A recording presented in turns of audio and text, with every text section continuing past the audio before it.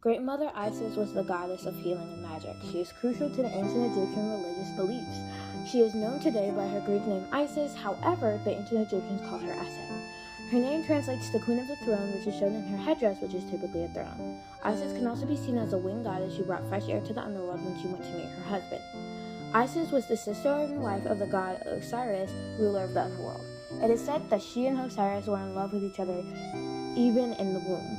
Isis was also the mother of Horus, the protector of the pharaoh. Isis begins with Set, the jealous brother of Osiris, who dismembered Osiris and scattered his pieces across Egypt. Isis was dedicated to finding her beloved husband so she could revive him. She also had many different powers. She was both the protector of women and the bringer of magic. Isis began as a secondary figure to her husband Osiris. However, after thousands of years of worship, she was transformed into the queen of the universe and the embodiment of cosmic order. By the Roman period, she was thought to control the power of fate itself. Isis was worshipped because she brought people from the dead and healed the sick, also because she was very devoted to keeping her husband Osiris and her son Horus safe. Egyptian women consider her to be a role model for a mother and a wife. A festival every spring was related to her and was later familiar to the Roman world as Navigium Isidis. Isis had several very important animals and symbols that were sacred to her, so tip, remember this, but they were snakes, cows, and crocodiles. This is the story of Isis's life with her husband that we mentioned earlier. Isis's brother and husband Osiris was king and was very powerful. Isis and Osiris were happily married, and it was said that they loved each other very, very much. Osiris's brother and Isis's brother-in-law and brother at the same time, I know it's weird, was very jealous of Osiris's power as king, and like the murderous guy Set is, he thought it would be a perfect idea to get rid of him.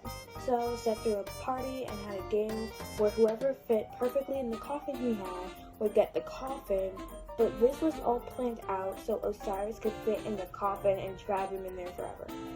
This all went according to plan, and Osiris's body was fit in the coffin and was thrown in a river.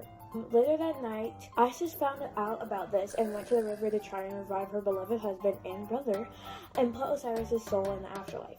Later that night, Set went to make sure that Osiris was still there to find out that his soul was gone. Set got really mad and cut up Osiris into 14 pieces and put them all over Egypt to make sure he was never seen again. Isis went to perform a ritual on the body but couldn't find it, obviously, because Osiris was chopped into pieces. So, Isis used her power to find all the parts and perform the ritual, but Osiris was like, no, I don't want to do this, I'm going to be the god of death. And so he went to the afterlife, and Isis went with him and had a child named Horus in the afterlife. Somehow. They kept Horus in the afterlife to train him, and when he grew up, he went back to real life and had a very, very, very, very, very just incredibly long fight with Seth. In the end, Horus won and became the new king, and Horus eventually became the god of war. This has basically nothing to do with Isis, but it's pretty cool and important to our life in general. And you should probably be paying attention, or like the second part of this will just make no sense. Thank you to Chi for the editing, and me for the voice recording, and Minerve and Leah for the game design that you're going to be seeing later.